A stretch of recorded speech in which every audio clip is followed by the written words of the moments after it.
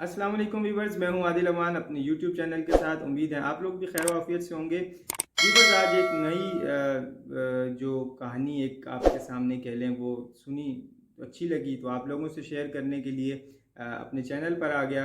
तो उम्मीद है आप लोगों को भी अच्छी लगेगी और आप अपने भी अहबाब को सुनाएंगे। व्यूवर्स, ये वाक़या है सुल्तान महमूद गज़नवी के हवाले से कि वो एक दफ़ा अपने दरबार में बैठे हुए थे, तो कुछ शिकारी उनके दरबार में हाज़िरी के लिए आए। तो उन शिकारियों के दरमियान जो एक शिकारी था उसके हाथ में एक चौकोर उठाया हुआ था। चौकोर जी वही चौकोर परिंदा जिसको हमारे मुल्क पाकिस्तान में अरब ममालिक से लोग शिकार के लिए आते हैं। पहचान गए होंगे आप। जी व्यूवर्स, बिल्कुल वही शिकोर, ये जो आप तस्वीर भी देख रहे होंगे इसकी आपको नज़र आ रही होगी स्क्रीन पे।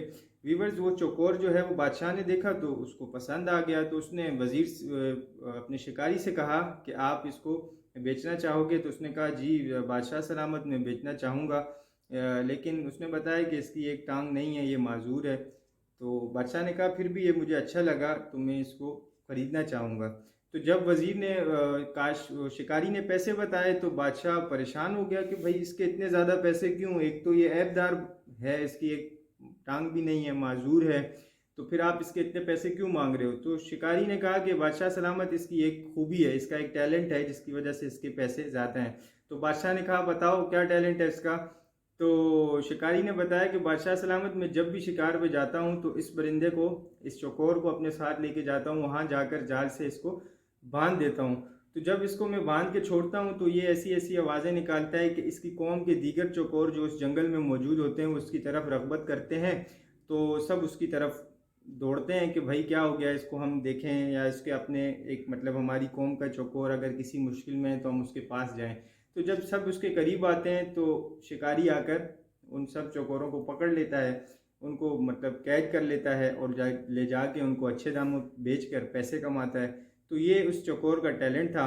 तो बादशाह ने जब सुना तो वो लरज़ गया और उसने शिकारी को पैसे दिए, मुंह मांगे, जो उसने मांगी थी कीमत वो देकर उसको कहा कि ये चौकोर जो है इसको ऑन द स्पॉट यहीं पे इसको जो है आप काट दो, इसको ज़बह कर दो। उसके टुकड़े टुकड़े उसने करवा दिए। तो तमाम वज़ीर परेशान हो गए कि बादशाह सलामत, आपने ये क्यों, आपने इतने पैसे दिए और फिर इसको ऑन द स्पॉट आपने जो है वो कटवा दिया, उसको ज़िबा करवा दिया, ऐसी क्या बात हुई?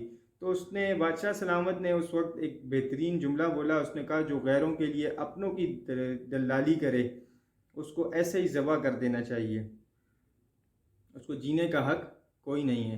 तो व्यूवर्स, बिल्कुल हम इस बात पे, हमें हमारे मुल्क पाकिस्तान में रहने वालों को, मुल्क से मोहब्बत करने वालों को, हमारी मुल्क व मिल्लत के लिए जो जाने देते हैं, हमारे हमारे दीगर कौमी सलामती के लोग, इदारे जो हमारे मुल्क पाकिस्तान के लिए हर लम्हा हर वक्त पेश खिदमत रहते हैं, मैं उनको सलाम अकीदत पेश करूँगा।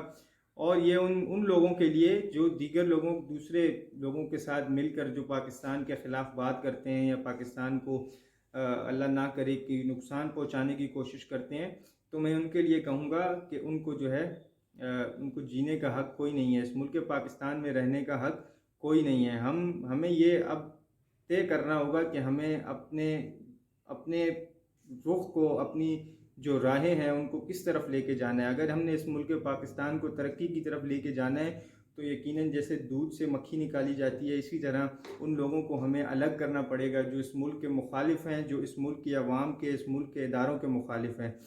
तो चाहे वो मुखालफत, चाहे वो दलाली मसले की हो, अकीदे की हो, चाहे वो मुल्क की सलामती के इदारों के ख़िलाफ़ हो, चाहे हमें मुसलमानों को आपस में लड़ाने के ख़िलाफ़ हो, चाहे कौमों को आपस में, चाहे आपस में मजहबी जमातों को, या आप इस तरह कह लें कि निचली सतह पर अक़लियती बुनियादों पर आप कह लें कि इस तरह लोगों को आपस में लड़ाने की कोई बात की जा रही हो, चाहे वो किसी किस्म की भी दलाली हो, जो भी शख्स जो भी इस मामले में मुलव्विस हो, यकीनन उन लोगों को कड़ी से कड़ी सज़ा दी जाए। और इस हवाले से एक शेर जो मैंने मिला मुझे, इकबाल अशर साहब का शेर है, तो मैं वो आपसे शेयर करना ज़रूर समझूंगा कि सिमट के रह गए माजी के दास्तानों तक, हदूद ज़ात से आगे निकलने वाले लोग, सितम तो ये है कि हमारी सफ़ों में शामिल हैं।